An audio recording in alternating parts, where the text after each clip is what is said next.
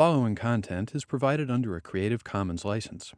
Your support will help MIT OpenCourseware continue to offer high-quality educational resources for free. To make a donation or view additional materials from hundreds of MIT courses, visit MIT OpenCourseware at ocw.mit.edu. We've been talking so far about basically overviews of supply and demand relationships and understanding how markets work. Now we're going to sort of go step back and get behind the supply and demand curves, okay, and understand where those curves themselves come from. So we talked about, given that we have supply and demand curves, how they interact. Now we're going to get behind that and say, where do these curves actually come from? Thank you, by the way, for coming down. I appreciate it. OK, so what we're going to do is we're going to start with the demand curve. And we'll spend the next few lectures talking about consumers and how consumer preferences are ultimately what leads to the construction of the demand curve. Then after that, and after the midterm, after the first exam, that'll cover what's on the first exam. After the first exam, we'll start talking about firms and what determines the firm supply curve.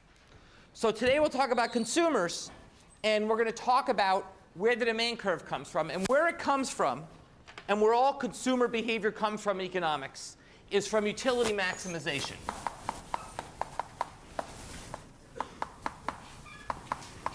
That's where everything with consumers starts with utility maximization. That's the basic building block of consumer behavior. Okay?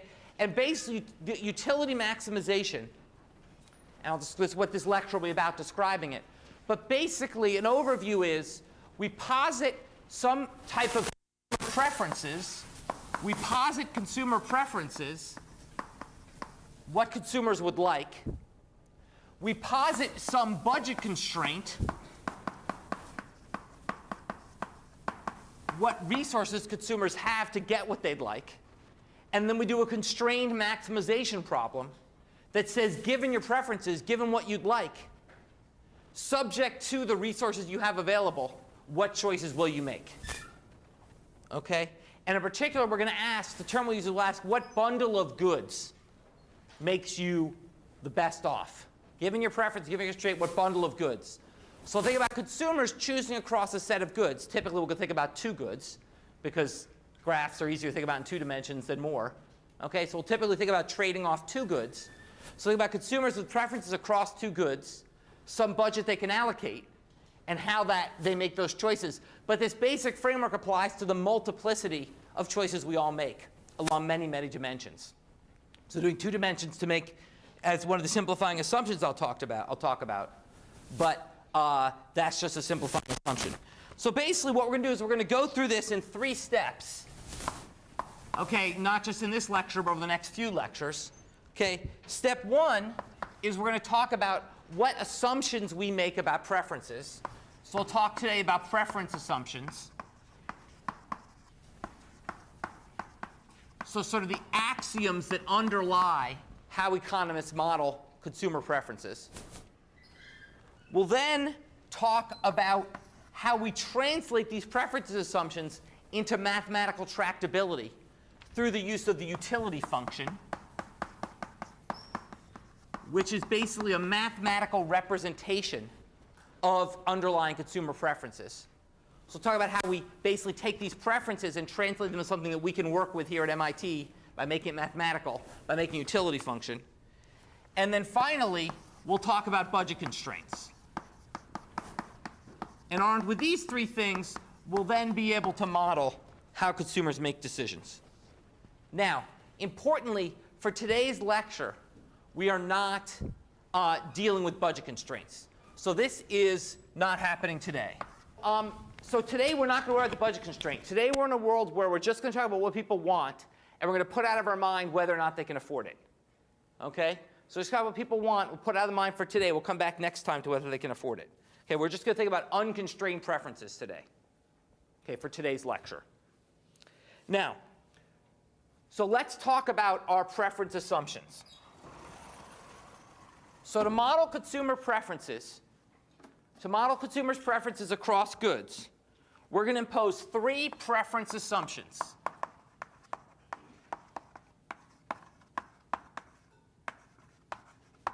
Three preference assumptions. Assumption one. Now, once again, let me remind you from the first lecture. This is getting to some of the harder material. I'm going to write messily and talk quickly, so stop me if anything is unclear. And if you don't stop me, I'm just going to go faster and faster until I explode. So basically, feel free to interrupt and stop me with questions and such. OK, three assumptions on preferences. The first assumption is completeness. The first assumption is the assumption of completeness. When comparing two bundles of goods, you prefer one or the other, but you don't value them equally. Okay, when comparing two bundles of goods, you prefer one or you prefer the other, but you're not indifferent. Completeness is the same as no indifference. So what we're saying is whenever I offer you two bundles of goods, you can always tell me which you like better. Now, it could be infinitesimally better. I'm not saying you have to have strong preferences, but you cannot say I'm indifferent. You can never be purely indifferent. There always has to be some slight preference for one bundle of goods over another. That's the completeness assumption. Okay? This is an assumption we make. Now, in reality, oftentimes we are indifferent. But once again, this is one of these simplifying assumptions that will make the model work. And in fact, in reality, if forced, you can always decide whether you like one thing better or another. We just often sort of follow heuristic rules where we say we're roughly indifferent. We're just going to say more precisely, you're never purely indifferent. Okay? So I'm not sure is not an option. Okay? You can never say, I don't know which I prefer, I'm indifferent. You can't. I'm sorry, let me back up. I'm using the wrong word. I want to forget I said indifferent because we want to use that word in different contexts later. You can't say, I'm not sure. You can't say, I'm not sure. You can't say, I'm not sure. You can't say, I don't know how I feel about that. Completeness means that, yeah, I'm sorry, I messed this up. So just scratch what I said a few minutes ago because I want to use indifference differently. Completeness is not about not being indifferent. We're going to use that. What I'm saying is about not being sure. You've got to value every bundle of goods you've got to be willing to value every bundle of goods that's given you. Okay? So you can't say, I don't know how I feel about that. You've got to have some feeling about stuff. You can't say, I'm not sure. You've got to have a complete set of preferences over all bundles of goods that are given you. Okay? That's completeness. The second is transitivity, which is something we've been learning since kindergarten about transitivity, right? In all sorts of different contexts. That's just you prefer X to Y and Y to Z. You got to prefer X to Z. Okay, you guys should do transitivity in your sleep by now. Okay, so the standard transitivity we always assume in math class, we're going to assume here as well. Okay, that should be pretty non-controversial. Okay, and then finally, and probably most controversial, is we're going to assume non-satiation. Or the famous economic assumption of more is always better. Okay? More is always better. That is, you never would turn down having more. Now, we're going to talk later today and tomorrow about why you might not like the next unit as much as you like the current unit. But you'll always like it greater than 0. You're always happy to have more. You never say, I've had enough. I literally value at 0 the next unit. You may value it as epsilon, but you always value it as greater than 0. That's the non-satiation assumption. More is always better. Now, this is the most controversial. Obviously, we can think of many contexts in which that's not true. But that makes if we don't allow for this assumption, the modeling gets a lot trickier. So once again, let's put it out of our mind. Realistically, we know once we've eaten a certain amount, literally it'd be negative. We literally do not want any more. Okay, so we're going to put that aside. Assume we're always in a space where we can always eat a little bit more. Okay, we'll call it like the Jewish mother space. Okay, you can always eat a little bit more. Okay, you can always eat a little bit more. We're just going to assume we're in that space for now. Okay, and so for large ranges, we can see it's not an unreasonable assumption, although at the extremes you can see this becomes unreasonable. Okay, so those are assumptions. Completeness, which once again I screwed up in describing. Come back to the second way I described it, which means you can't say you're not sure. You always have preferences over things. That doesn't seem unreasonable. Transitivity, which we've been living with since we were kindergartners, and non-satiation, which could be a little more controversial, but we'll live with it for now. Now, given these, we're going to talk about the properties of what we call indifference curves. This is why I screwed up before. Of course, you can be indifferent between things. That's the whole point of economics. I don't know why I got that wrong. Haven't taught this course in about 6 years, so I lost track of things. OK, properties of indifference curves. So indifference curves are our name for what you could also think of as preference maps. In economics, we like to be able to describe everything, as I said, three ways: intuitively, graphically, and mathematically. Preference maps are the graphical representation of people's preferences, which we do through graphing something called indifference curves. Okay? So now let's go to the example I'm going to use, that I'm going to use throughout these next couple lectures, of a decision you have to make. Now, I tried to think of a cool way to make this example cool, and I just couldn't. So it's going to be a boring example. It's going to be, imagine your parents gave you some money, and you had to decide whether to buy pizza or see movies. Okay? I tried to make it at least a little bit relevant, even if I couldn't make it cool. Okay? You got to decide whether to buy pizza or see movies. That's your decision. That's the trade-off you're making. We're in a world with only two goods, pizza and movies. Okay? And you're deciding how to allocate the money your parents gave you over pizza and movies. Okay? Now let's say that we're going to consider three choices of pizza and movies. So go to figure 4.1a. Okay? We're going to consider you can have two pizzas in one movie. You can have, that's point A. You can have one pizza and two movies, that's point B. Or you can have two of both, that's point C. Okay? There's just three choices you're facing. Once again, we're ignoring paying for them. Budget constraints is next time. Now we're just saying I'm giving these three choices. Well, how do you feel about them? Well, let's assume that you're indifferent. And this is why you can be indifferent. This is what I said before, just strike. Let's say you're indifferent between two pizzas and one movie and one pizza and two movies. Let's say you're pretty much, roughly, you feel if you had two pizzas in one movie or one pizza in two movies, you pretty much feel the same about them. But clearly, you like two pizzas and two movies better than either of the first two combinations. Okay? Then what we can do is we can draw what we call indifference curves. And that's in figure 4.1b. These are maps of your preferences. An indifference curve is the curve showing all combinations of consumption along which an individual is indifferent. I'll say that again, very important concept. An indifference curve is a curve showing all combinations of consumption along which an individual is indifferent.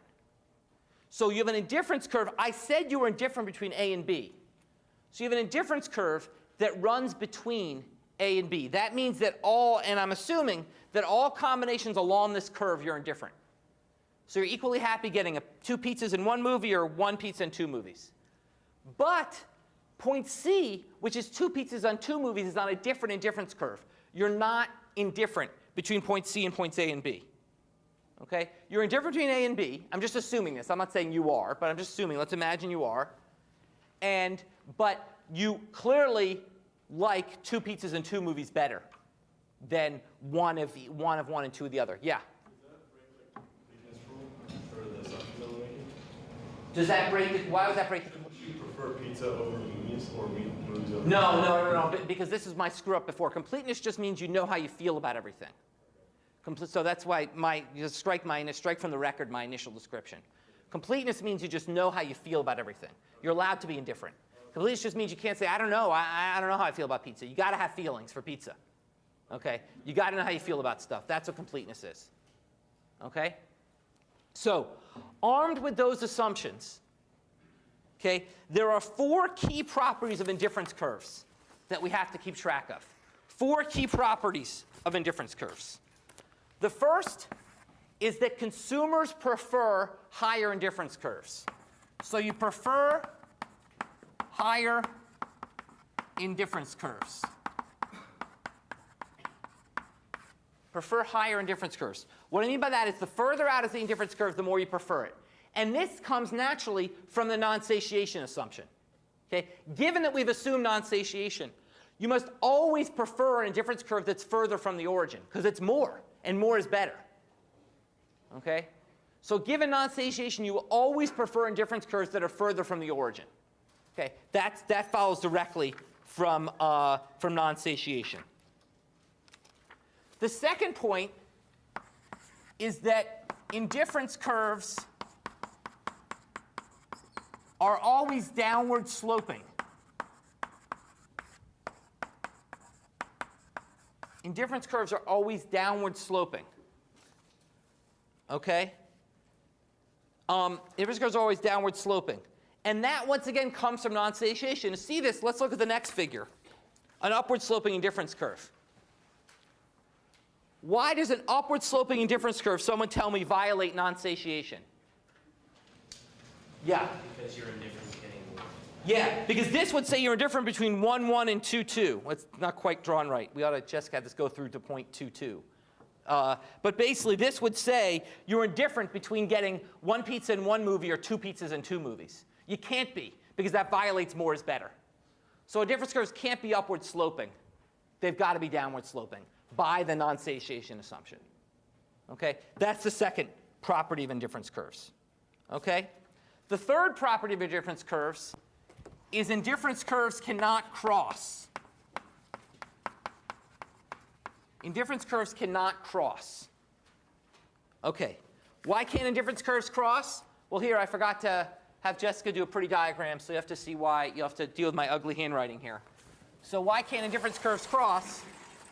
Well, imagine a situation where you have your pizza and your movies, okay? And imagine a situation where you have one indifference curve that looks like this, and one indifference curve that looks like this. Okay, 2 indifference curves.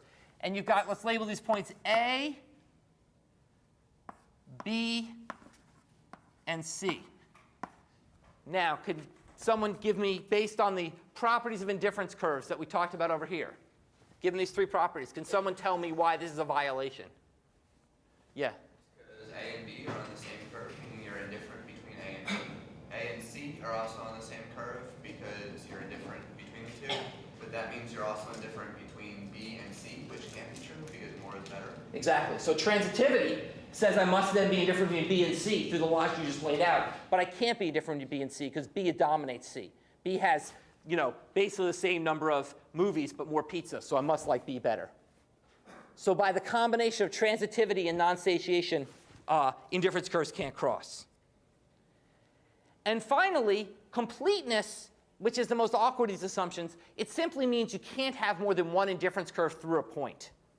Okay? So basically, the idea of every possible bundle has 1 indifference curve. You can't have 2 indifference curves through it saying, I'm not sure which indifference curve I'm on. I'm not sure how I feel about this. You know how you feel. There's 1 indifference curve through every bundle. Okay? There's not 2 indifference curves through a bundle. Okay? So this is the way we think about preference maps, which is the sort of core building block of utility theory. Now, I was undergrad here, took this course, but I never really understood indifference curves until I had a year up with a grad student who was trying to decide where to take a job. And he did it through just showing me an indifference map.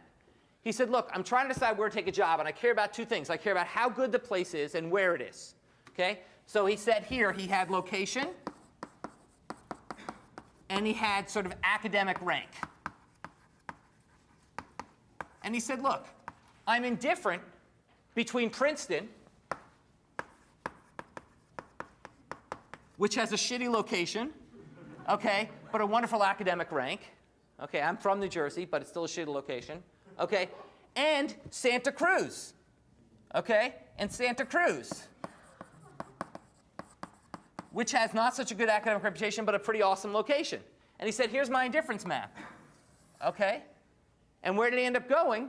He ended up going to the IMF, the International Monetary Fund in DC, which had a better location than Princeton. Okay, better location than Princeton, worse than Santa Cruz, but a better reputation than Santa Cruz and worse than Princeton. So he decided he was indifferent along this map, and he ended up choosing a point in the middle. But indifference curves are just a way of representing 2-dimensional choices.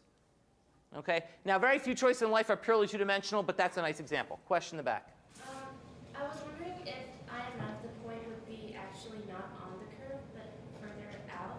If we're further out, the great question. So imagine the IMF were here. Okay? What should he have done? Definitely go to IMF. Here he was indifferent. He could flip a coin and be equally happy at all 3. But if IMF were out here, and maybe it was because that's what he chose. That's a good point. I don't know if IMF was here or here. I can't. The fact he chose IMF, it can reveal it wasn't anywhere in here. This is a very good point, actually. It can reveal it wasn't anywhere in here. That we know. But I can't tell if it was on the curve or outside the curve. Could have been on the curve because he's indifferent, so who knows, could have flipped the coin. Or could have been outside the curve because it's better. We can't tell that. That's a good point. All right? So that's a preference map. That's indifference curves. OK. Now, let's step from indifference curves, which is the building block of preferences, to actually to utility. Now, everything you need to know about preferences is represented in those indifference maps. Okay? The problem is they're pretty awkward to work with when we need to actually prove theorems and solve and understand how people make decisions. That's a lot easier if we have a mathematical representation of those preference maps. And that's the utility function. So the utility function is a mathematical representation of preferences. That's all it is. You're going to be hearing this term in your nightmares for the next semester, okay? Utility functions. But remember, it's just a mathematical representation of people's underlying preferences. Don't be scared of it, okay? And the key thing is that we assume individuals have these well-defined utility functions. And by maximizing those utility functions, we can tell what choices they're going to make. So for example, suppose that I said that your utility function over pizza and movies was the square root of pizza times movies. That's your utility function. I would say, what the hell does that mean? Well, it doesn't mean anything. It's a utility function. It's your preferences. It's a mathematical representation of your preferences. OK, what does that mean? What it means is it doesn't mean anything inherently, but it tells us about your preferences. What it tells us is that your preferences can be represented, if you flip back to figure 4.1b, okay, it tells us those are your preferences. Because you're indifferent between 2 pizzas and 1 movie, and 1 pizza and 2 movies. Of course you're indifferent. They both give you utility square root 2. But you prefer 2 pizzas and 2 movies because that gives you utility of 2. So this is a mathematical representation consistent with those utility indifference curves. Not the only one. There's other mathematical representations that could be consistent with those indifference curves. But let's posit that this is your utility function. This is the mathematical representation of your tastes. Okay? Now, what does utility mean? Utility means nothing. Okay? In the sense that it is not a cardinal concept. It's only an ordinal concept. So if I say to you that you get 2 utils from 2 pizzas and 2 movies, that doesn't mean anything. It just means that you get more than from 1 pizza and 1 movie. And we can even get the ratio that you get square root of 2 more, okay, than you get from 1 pizza and 2 movies. Okay, we can do ranking and ordinality, but we can't assign cardinality. I can't say how happy you are in some abstract, absolute sense from 2 pizzas and 1 movie. I can't give a cardinal form of preferences. But this is an ordinal ranking of preferences. I can tell what you like better than what else. So that's why utility functions are just representation of indifference maps. They're just a mathematical tool for comparing bundles. They're not some inner answer to the value of your soul or something like that. Okay, so once again, don't imbue these with too much magic. They're just mathematical ways of representing preferences. Now, the key concept, the single most important concept for consumer theory, for understanding how consumers make decisions, is the concept of marginal utility. We'll talk a lot this semester about marginal this and marginal that. Okay, and this is our first example. Marginal utility. Okay? That is how your utility changes with each additional unit of the good, or the derivative of your utility function. Okay, if you want to do it in calculus terms, marginal utility is the derivative of your utility function with respect to one of the inputs. But if you don't want to put it in calculus terms, it's as you add each unit of one of the elements of utility function, how does utility change? Okay? So to see this, let's do an example of marginal utility. Imagine for a moment that you have 2 pizzas. P equals 2. You got 2 pizzas, they're there. Your roommate's got them or something. Okay? Now I want to ask, how does your utility change as you see additional movies? And to show that, let's look at figure 4.3, which isn't here. Whoops. There's no figure 4.3. Do you guys have figure 4.3? There was never any figure 4.3. OK, great. So let's go to 4.5. OK? So basically, no, but let's just yeah, actually fine, 4.4. So basically what this is showing, what figure 4.4 is showing, is it's showing how, no, actually, no, let's go to 4.5. They're out of order. Let's go to 4.5. What 4.5 is showing, no, that's not going to work. OK, back to 4.4. All right. What figure 4.4 is showing is it's showing how your margin utility for movies evolves, how your utility evolves as you get more movies. Okay. Given that you have 2 pizzas, this is the evolution of your utility as you get more movies. So each additional movie increases your utility. Okay, the slope is positive. By more is better, we know that. Okay, it doesn't, even if it's, even if it's like some date movie, still improves your utility. Okay, so it still improves your utility. Okay, but at a diminishing rate, and that's the key, is that we assume diminishing margin utility. The key assumption that underlies everything we'll do for consumers is diminishing margin utility. Okay? We assume that each additional movie increases your utility, but at an ever-diminishing rate. Okay? So basically, you get, so we can actually graph your margin utility. That's what figure 4.5 is a graph of your marginal utility. So in other words, when you are getting, when you have 2 pizzas and 1 movie, your utility is square root of 2, right? Now what I'm saying is if you get 1 more movie, your utility is going to rise from square root of 2 to 2. So the margin utility of that next movie, is that right? 2 movies, 1.4. Yeah, it's going to rise by the square root of 2. You're going to multiply your utility by the square root of 2. So your margin utility, you're going to go from utility of square root of 2 to utility of 2. So utility is going to increase by the square root of 2. Okay? Utility is going to increase. I'm doing this wrong. Hold on. 1 second. From 1 movie. I see. So I'm sorry, this isn't the delta. This is the level of margin utility. So I'm graphing the actual level of margin utility. Back up. OK, so I'm graphing the actual level of margin utility. So when you have 2 movies, 2 pizzas in 1 movie, your marginal utility, your actual utility, I see, that's what this is. This is the actual utility I'm graphing. So I told you a minute ago we can't measure utility as a cardinal concept, but actually here I'm doing it anyway, because to illustrate margin utility. So your utility, okay, when you have 1 movie is 1.4, square root of 2. Okay, that's your utility. Now, when you move from 1 movie to a second movie, your utility goes up from square root of 2 to 2. Utility goes up by 0.6. So the margin utility of that second movie is 0.6. Utility was 1.4, was the square root of 2.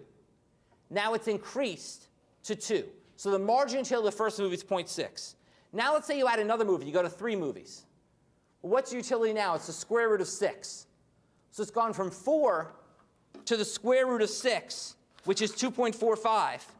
So your marginal utility of the third movie is 0.45.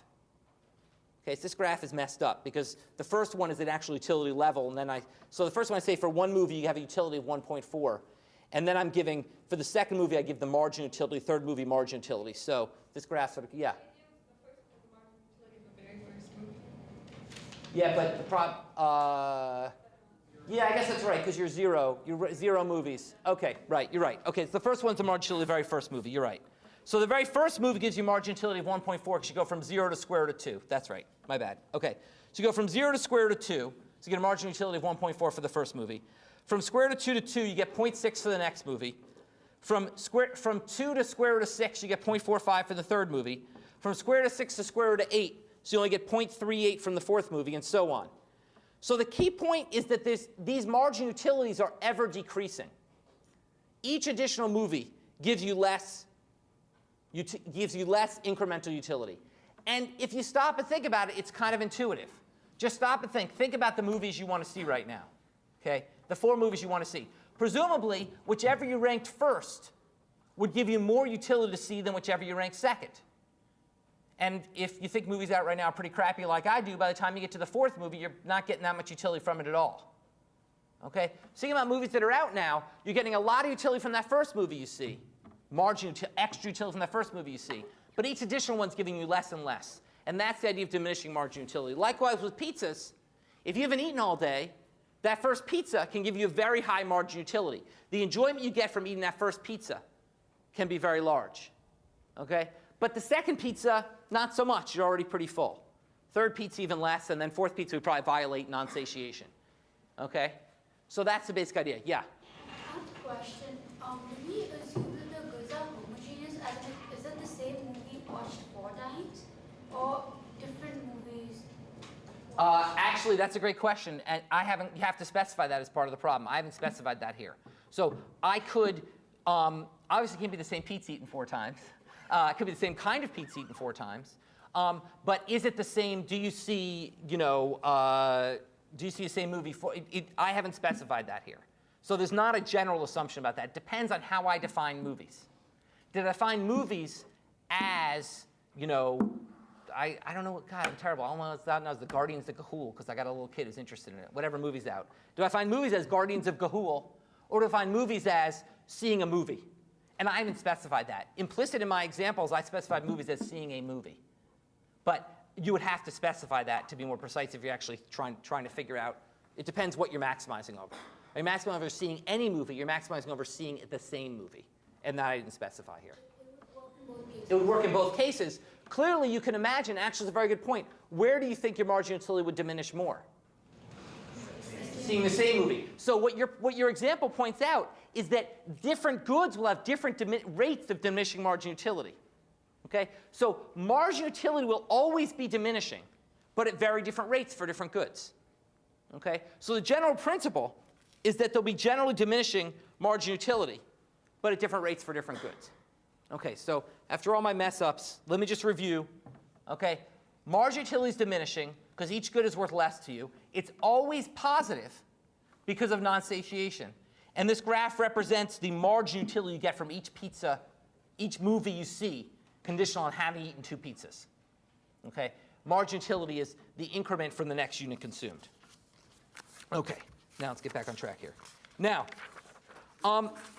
let's go to thinking about, now that we have this concept of utility and marginal utility, let's now bring utility back to preference maps. Let's ask, given what we know about utility, what can this teach us about the shape of preference maps? What's the linkage between utility and preference maps? And that linkage comes through something we call the marginal rate of substitution. The marginal rate of substitution is the mathematical concept that links preference utility with preference maps. Okay? The marginal rate of substitution technically is the slope of the indifference curve. It's delta P over delta M. The slope of the indifference curve is the marginal rate of substitution. Okay? That's what it means graphically. Okay? But here's what you have to understand at a deeper level. What it really is, it's the rate at which you are willing to trade off. The rate at which you are willing to trade off the y-axis for the x-axis. The rate at which you're willing to trade off pizza for movies. Okay? So that's what it means intuitively. The slope of the curve tells you that you're indifferent. You remember, you're indifferent between any points along this indifference curve. You're indifferent between 1 pizza and 4 movies. I'm sorry, between 4 pizzas and 1 movie. You're indifferent between 2 pizzas and 2 movies, and 4 movies and 1 pizza. You're indifferent along all those combinations of figure 4-6. The MRS is the slope of that curve, telling you the rate at which you're willing to trade off pizza for movies.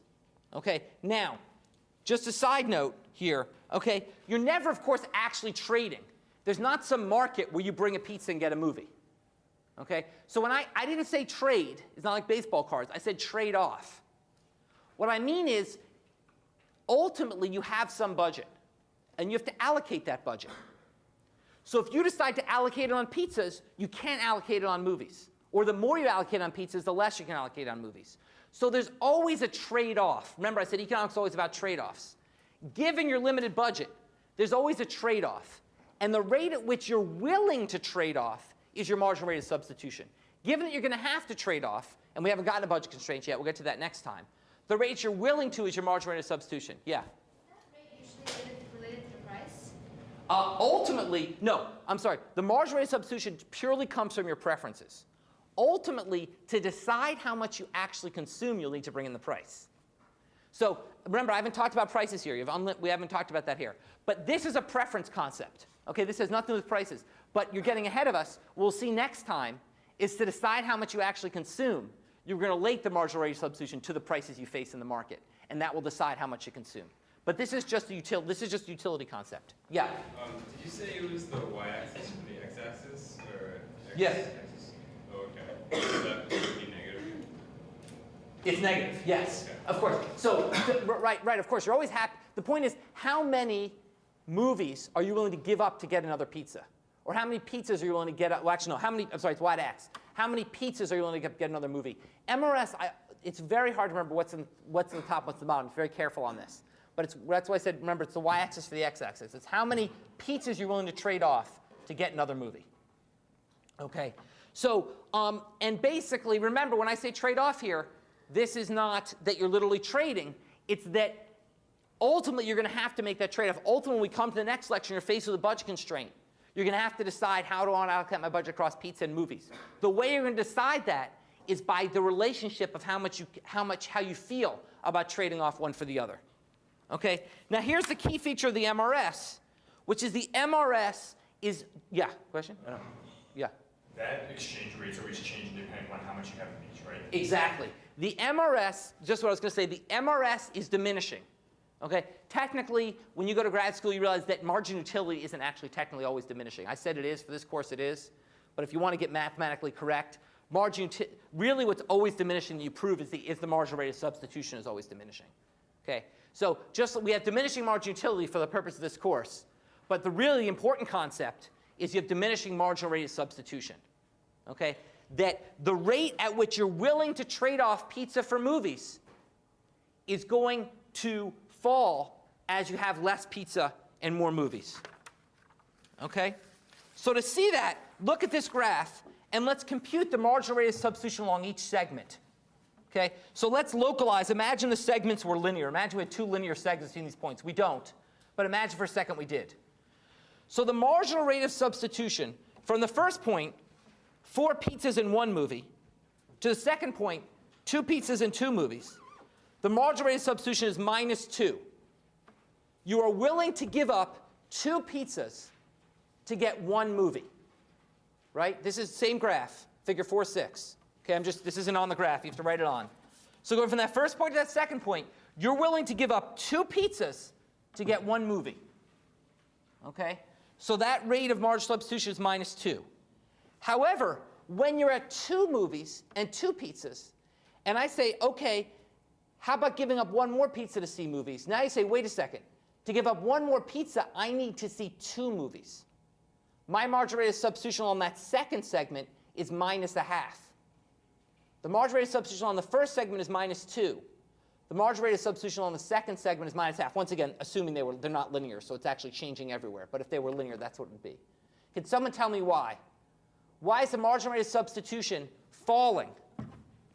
Why is the marginal rate of substitution lower on that second segment than on the first? Yeah? Because marginal utility increases the fewer of something you have. Exactly. So go ahead, flesh it out. Fewer something you have. So tell me in terms of the trade you're willing to make.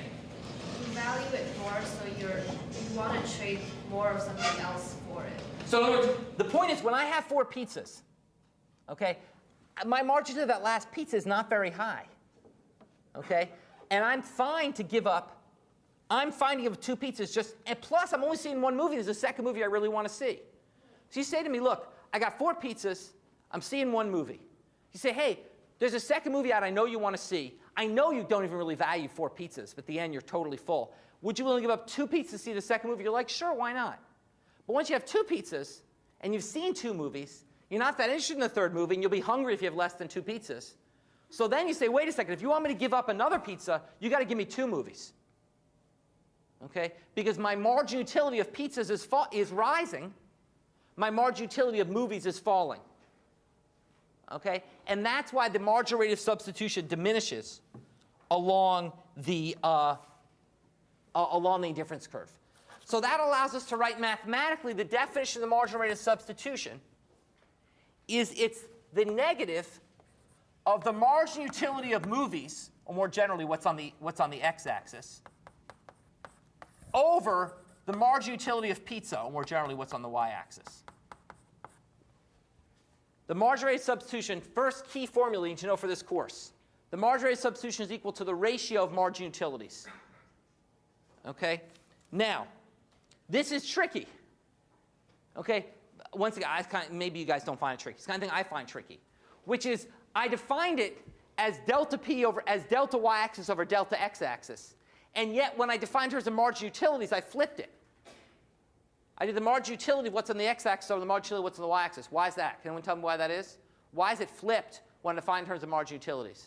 Yeah? It's a denominator, so like it's utility over like movies. Well, look, let me try for slightly more. How does marginal utility relate? Yeah?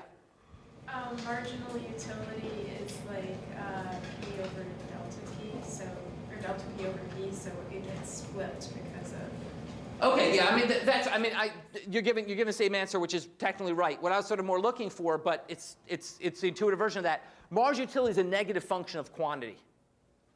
Marginal utility is a negative function of quantity. So the fact that it's the ratio of the quantity of pizza over the quantity of movies is the same as saying it's the marginal utility of movies over the marginal utility of pizza. Because marginal utility is a negative function of quantity. The more quantity you have, the lower is your marginal utility. Okay? And that's the key to understand. Okay? So it's the slope of the indifference curve, okay, which is the ratio of the marginal utilities, but it's the marginal utility of movies over pizza. Okay? Because what that's saying is that as you get more movies, you care less about each additional movie, and ditto with pizzas.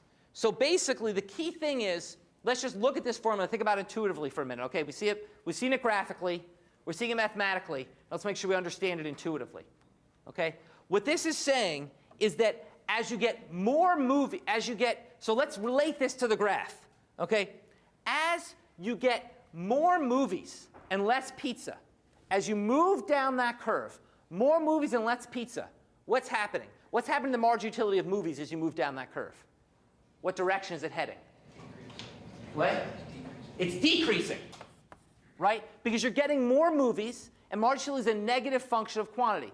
Likewise, the marginal utility of pizza is increasing because you're getting less pizza, okay? So you care about each pizza more. And that's why the marginal rate of substitution diminishes. Okay? That's why it diminishes, because you move down that curve. The numerator is falling, the denominator is increasing. And that's why I have everywhere diminishing marginal rates of substitution. Okay? So another way to think about this is imagine for a moment, okay, what life would be like if we didn't have diminishing marginal rates of substitution. And once again, I'm going to try. Once again, Jessica, next year we'll let you make this pretty, but I'm going to try to draw it crudely here. Let's do pizzas and movies again. Okay, let's do pizzas and movies again. Okay, movies and pizza, and let's 1, 2, 3, 4. 1, 2, 3, 4. Okay. Now let's imagine that instead of diminishing marginal utility, and instead of indifference curves being convex to the origin, imagine if indifference curves were concave to the origin, which is what increasing marginal rate substitution would imply. So that'd be something where you'd be indifferent between 4 pizzas in one movie, between 3 pizzas and 2 movies, and between 1 pizza and 3 movies. So your indifference curve would look like that. Not quite to scale, but you get it. It would be concave to the origin instead of convex to the origin. In this case, marginal rates of substitution would be everywhere increasing. That is, that basically I'd be willing to give up 1 pizza to get 1 movie. But to get that next movie, I'd give up 2 pizzas. But as you can see, that doesn't make sense. It doesn't make sense that given that as long as you're ranking your movies, or even more in the example of seeing the same movie over and over again, it's maybe more compelling, okay? That basically what you can see is that if you're willing to give the pizza to see that movie, 1 pizza to see that movie a second time, why would you possibly give up 2 pizzas to see it a third time? That makes no sense at all. If you only like it so much you only give up 1 pizza to see it a second time, why would you possibly give up 2 pizzas to see it a third time? You wouldn't. Okay, it doesn't make sense. And that's why marginal rate substitution has to be everywhere decreasing. It can't be increasing. Yeah? Could it remain constant? Like, it could absolutely remain constant. Yes, that's right. You could be indifferent. So my indifference curves, how many of you guys seen Toy Story 3? Okay, I think it's one of my 10 favorite movies of all time, the greatest children's movie ever made. Okay, I've seen it 3 times. My indifference curve is virtually, I've enjoyed it the 3rd time as much as the 1st. It's virtually flat with respect to Toy Story 3. I could see it 10 more times, okay, and feel pretty much the same. So that's certainly possible that it would be constant, that I'd be willing to give up, whatever I pay, $10 a shot, okay, to see it. It's possible. But so basically, we will talk almost always inequalities will be greater than or equal to or less than or equal to in this course. It's more fun to talk about the not equal to case, the nonlinear case, but linear cases will exist as well. It's just it can't be opposite signed. You can't have an increasing marginal rate of substitution. Was there a question over here? What about like addictions? Like you're going to want it more the second time. That's interesting. So how would addiction work? So basically, I guess it is kind of, well, it's not really decreasing rate of return because you need more the second time, right? So it has that's to very be. Interesting. I mean, in some sense, yeah. So you give up 1 pizza for the first shot of heroin, Yeah. okay, and then you're hooked. Yes. So then you'd be willing to give up 2 pizzas for the next shot of heroin. Yeah, I guess so. I guess that's right. I guess I guess we're going to have to stay away from addiction in this course. I guess for an addictive good could look like that. That's a very good point. Other questions, comments? Okay, so what we're going to do is we're going to stop here with this understanding that we're going to have, leaving this example aside, we're going to have diminishing marginal rate. Yes, one more question. Just to like follow up on the addiction, but what about like in the end, like if it's alcohol, doesn't the utility actually become negative because then you start using stuff like that? I mean, basically, we're assuming by non-satiation that never happens. So once again, that would violate non-satiation. The problem with the addictiveness example is the reason it wouldn't work in this course is because eventually you'd violate your budget constraint because you'd want more and more and more. Maybe not. But in any case, we're going to ignore that example, assume diminishing marginal rate of substitution, and we'll come back next time and talk about how to put this together with budget constraints to actually dictate your choices.